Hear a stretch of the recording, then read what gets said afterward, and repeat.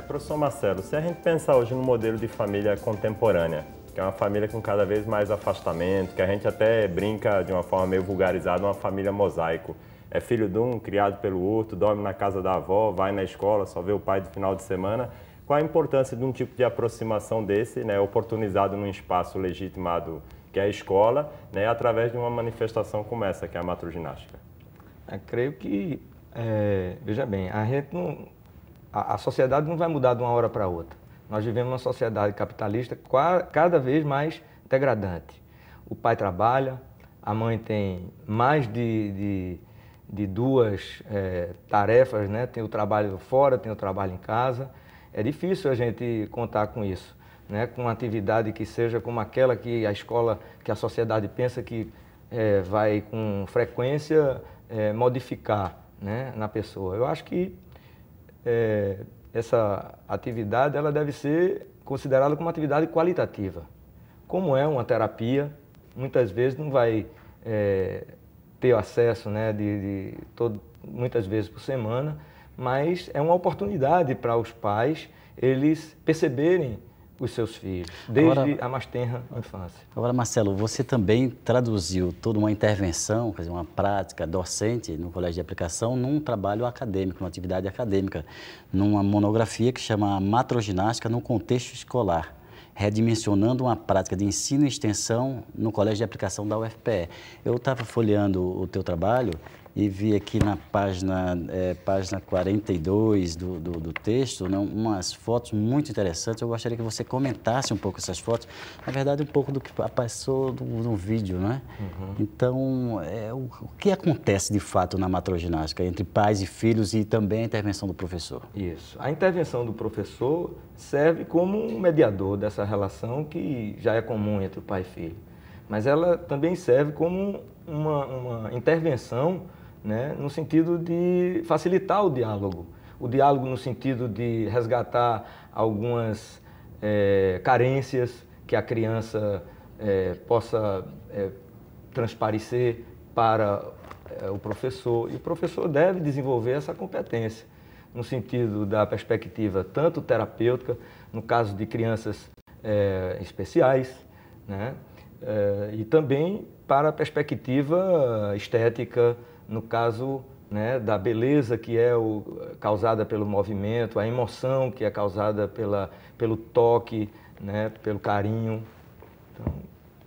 Então, essa questão do toque, por exemplo, né, a gente vive num modelo de sociedade que, como a gente já comentou aqui, tem muitos afastamentos, inclusive entre pais e filhos, né, a questão do beijo, do cheiro, da pele. E a gente verificando as imagens, verificando o seu trabalho lá nos bastidores, a gente verifica que tem uma aproximação de pele mesmo, né? Como é que se desenvolve isso? Qual é o depoimento depois da experiência? Qual é o sentimento que o professor percebe para uma continuidade, para materializar outro momento? É muito interessante que você coloca o que você vê no contato, mas a gente deve ser mais exigente. A gente deve perceber, né, que esse contato, ele talvez para aqueles pais, para aquelas crianças que estão ali, seja ainda insuficiente.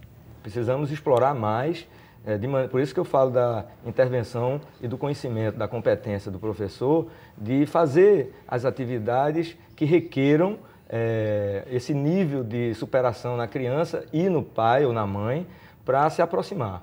A Wanda Jocastre acompanhou uma atividade da macroginástica no Colégio de Aplicação. Vamos conferir. De praticar uma atividade física com toda a sua família. Seria bom? Pois isso é possível através da macroginástica. Os alunos do Colégio de Aplicação da Universidade Federal de Pernambuco trabalham com crianças dentro dessa modalidade. A gente começou há cerca de um ano passado, em julho, teve a primeira oficina, assim. Foi a macroginástica com os pais ainda.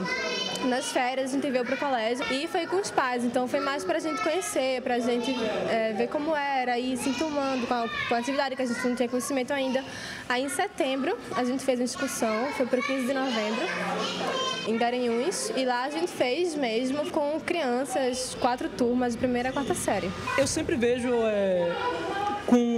com importâncias tanto científicas quanto propriamente sociais, porque se a gente parar para pensar hoje, a sociedade ela é uma sociedade dividida, né? A família está dividida. E a matroginástica, que é a ginástica do pai com o filho, ela busca essa união de novo, a união entre pai e filho, a união entre pessoas de diferentes idades. Eu acho que é uma questão de até maturidade que traz para os alunos, para os próprios alunos, porque normalmente o adolescente vê a criança como uma criança chata, não tem essa interação. E com a matroginástica a gente aprende muito isso, dessa questão de você ter a interação, de você brincar com ela, de você realmente amadurece com a matroginástica.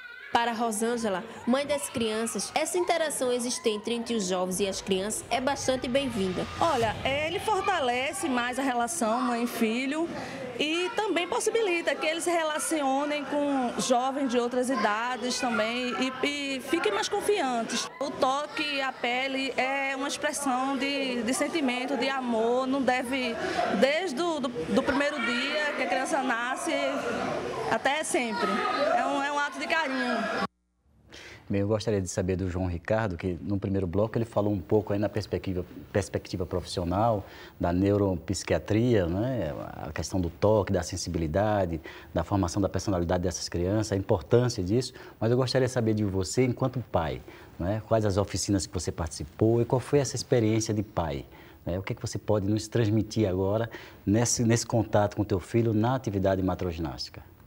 Bem, então no colégio de aplicação, na oficina que eu participei junto com minha filha e minha esposa, ela também teve presente, eu pude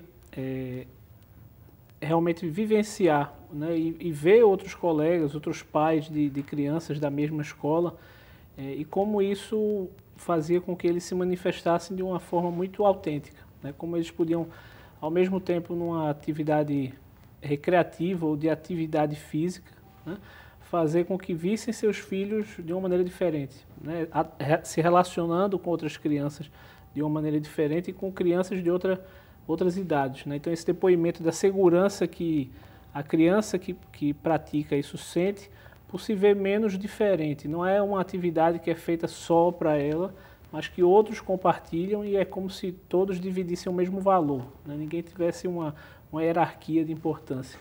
Edilson, a gente observa que tanto o depoimento do professor João quanto da mãe, que aí destacaram bem a finalidade da matroginástica, quando falam de criatividade, de interação, de relação. Então, é uma prática que ela oportuniza realmente uma experiência relacional, de fato. E perguntar para o professor Marcelo, como ele observa, por exemplo, a ausência dessa temática nas escolas, porque até onde eu sei, né, é quase inexistente. A gente sabe que no Sudeste, no Sul, se pratica como um evento no dia da família, no dia dos pais, no dia das crianças, e inserir essa atividade na escola, a gente, vamos dizer assim, impacta com a polarização que existe dentro da escola. A ginástica, que é uma atividade, assim, que tem muitas perspectivas, né? Ela termina sendo esquecida, porque se prevalece a atividade do esporte, né? A competição, tudo isso que é importante para a experiência da criança, do jovem, do adolescente, mas que ela fica preponderante na escola. Então, é isso que eu queria ouvir do João Ricardo ainda. A primeira vez que você ouviu a palavra matroginástica, vamos para matroginástica no colégio de aplicação. A tua filha tem quantos anos? 5. 5 anos. Qual foi como é que você reagiu a isso? O primeiro, eu achei muito interessante pela originalidade do tema e quando eu descobri que, apesar de ser original, também era um resgate, né? Era algo que existiu anteriormente, né?